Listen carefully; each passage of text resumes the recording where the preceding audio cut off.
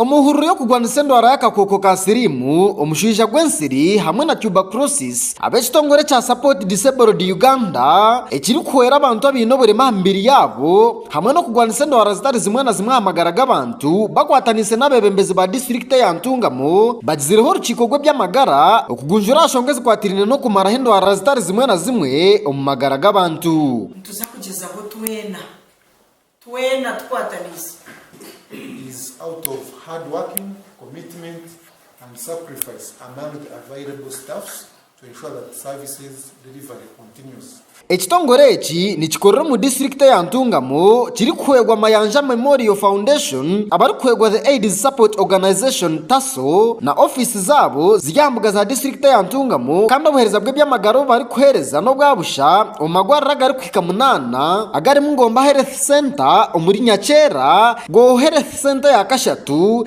Kigaga Health Center ya Kabiri Kafunjo Health Center ya Kashatu Kitondo Health Center ya Kashatu Gwekiniro Health Center ya Kashatu Sham Health Center ya Kashatu na Rubare Health Center ya Kana omu district ya Ntungamo. Ko mwakuguhwire kandi hati tukora mu facilities 8 harimo Ngomba ya Nyakera harimo Rwoho Health Center 3. Omu rukiiko rubakoriro mu rurembo rwa Ntungamo habire harimo bakuru b'amagwarira gagambwaho bete ba in charge n'abebembezi ba district egi no rukurire by'amagara omu district yona hamwe na Livingstone Nsabimana uri mukuru w'entekateka z'ekitongore kya Support Disabled Uganda. Omushonga zigambigwaho eziri kucumbagiza obuhereza bw'ebyamagara kurugira ku condo zo kubakozire harimo ruguto rukorokerera hari Kafunjo Health Center ya Kashatu uriyo mu mbera mbi ekiri kuremesa abagwire kwikahigwa reri okubugwa bitanda by'abagwire mu magwariro amwe n'obuhereza bw'amashanyarazi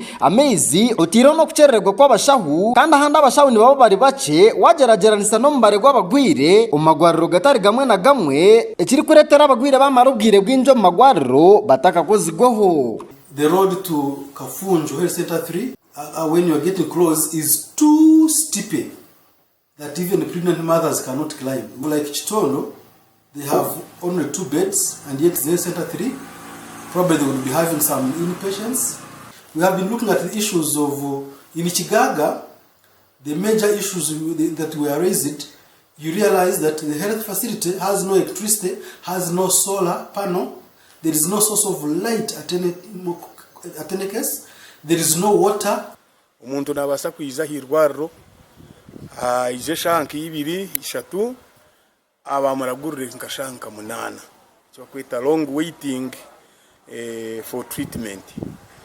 Bwenu ejo nenshonge yitwaganira humunonga arugamba ashonga ziri kucumbagiza obuhereza obu amoni Bahati uri kukurire by'amagano mu district ya Ntungamo asimira umurimo gukozwe ekitongore kya Support Disabled Uganda kandi yagira ngo bonka district nebaza kutaho uburyo bwo kutereza eshonge zigambigweho omubwire buke. We've taken note of them and are going to handle. And usually issues concerning transfer we usually have we engage the concerned stakeholders and we see if we remove Officer X, where is he going and who can we bring on board to replace this Officer X. Therefore, I'm going to request that you give us like a week so that we can see how we can make this happen.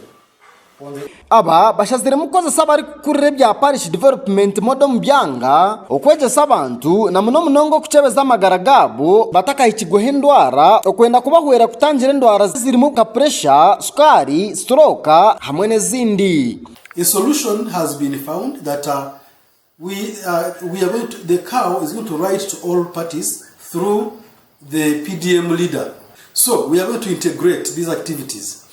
Pillar number 4 among the 7 pillars of PDM is social services, where health is one of them. So we say on the agenda of the PDM meeting, let them include health worker to give issues of health during the PDM meetings because that's where many people are normally gathered.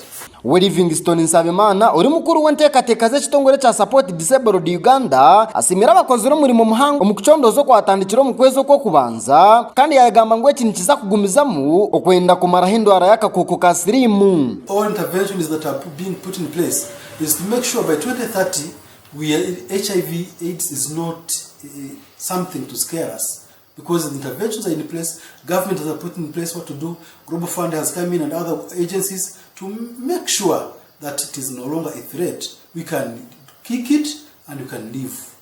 Tuibaza ekitongole kya SDU ekyabasiro kikorabira Omurumayanja Memorial ekyatumirwa muri Ntungamo kuza kuronda ebiteekateeko mu bantu bitu babutosha.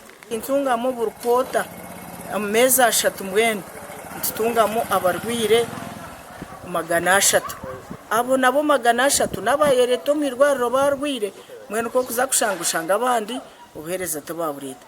Ndi Gilbert Ankunda habwa Modern Television.